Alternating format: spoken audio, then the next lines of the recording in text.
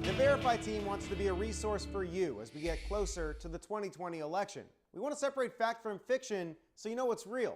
Recently, a colleague came to us after finding out that she was registered not just in Maryland, where she lives, but Pennsylvania, where she used to live. Double registered. And it turns out she's not alone. All over social media, you'll find people posting about how they're registered in multiple states. So let's do a deep dive on the issue and verify. Is it legal to be registered in multiple states? How does this happen? And what are states doing to fix this? My name is Sophia Lakin. My name is Raul Macias. I'm David Becker. Here are sources for this one, a trio of voting rights experts. Let's start with Raul Macias from the Brennan Center for Justice, who says there's a pretty simple explanation here. So somebody could be registered in a state and then they move to a new state and re-registered about in that new state. It is pretty common. In fact, the latest data on this subject, a Pew report from 2012, found that at that time, 2.75 million people were registered in multiple states. That is in itself not illegal. Sophia Lakin from the Voting Rights Project at the ACLU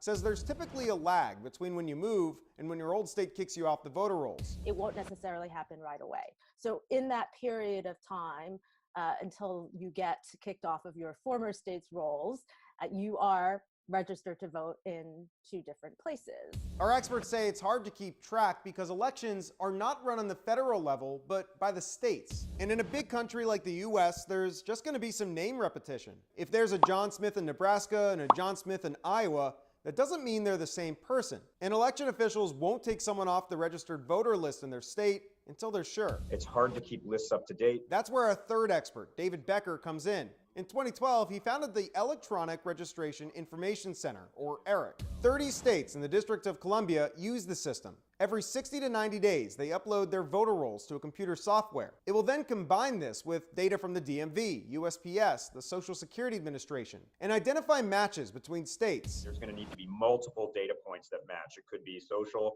could be driver's license number, it could be email address.